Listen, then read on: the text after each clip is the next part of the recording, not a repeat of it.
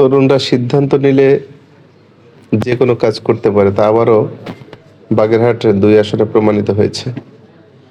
আমি একজন তরুণ হিসেবে তরুণদের মাঝে নির্বাচনের প্রচারণার শুরু থেকেই বার্তা দেওয়ার চেষ্টা করেছি এবং আমার বার্তা অনুযায়ী তরুণরা তাদের সিদ্ধান্ত নিয়েছে। সেই সিদ্ধান্তের পরিপ্রেক্ষিতেই বিপুল ভোটের ব্যবধানে তারা আমাকে বাগেরহাট ২ আসন থেকে বিজয়ী করেছে। এজন্য এই বিজয়টা আমি আমার বিজয় মনে করছি না। এই বিজয়টা বাগেরহাট ২ আসনের তরুণদের বিজয়। তরুণদের বিজয় নিয়ে আমি সামনে এগিয়ে যেতে চাই এবং এই তরুণদের জন্য কিছু করার ইচ্ছা পোষণ আগেও করেছি। এখনও আমি সেটা চিন্তা করি যে তরুণদেরকে সামনের দিকে এগিয়ে নিয়ে যেতে হবে বাগেরহাটকে সুন্দরভাবে সাজানোর জন্য। তরুণ সমাজ বেকার অবস্থায় রয়েছে বাগেরহাটে।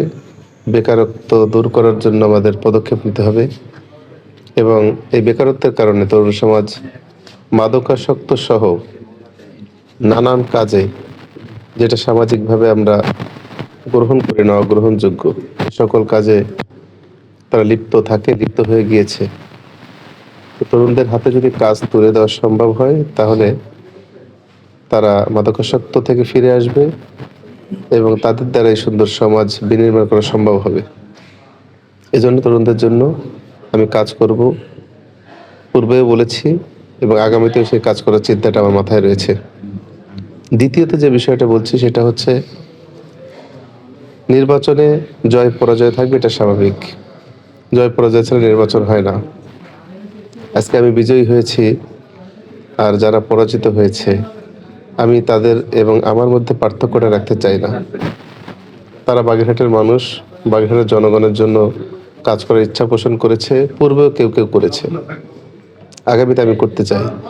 আমার অভিজ্ঞতার ঘাটতি আছে, আমি নতুন তরুণ, তাদের অভিজ্ঞতা আছে, তাদের অভিজ্ঞতার শেয়ার করে, তাদের অভিজ্ঞতা, তাদের পরামর্শ নিয়ে এবং তাদেরকে সাথে নিয়েই আমি আগামীর বাগেরহাটটি গড়তে চাই। আমরা একত্রে যদি কাজ করি ইনশাআল্লাহ বাগেরহাট ২ আসনটি বাংলাদেশের মধ্যে একটি মডেল আসনে রূপান্তরিত হবে এবং অবশ্যই সেটি আধুনিক বাগেরহাটে রূপান্তরিত হবে। ধন্যবাদ।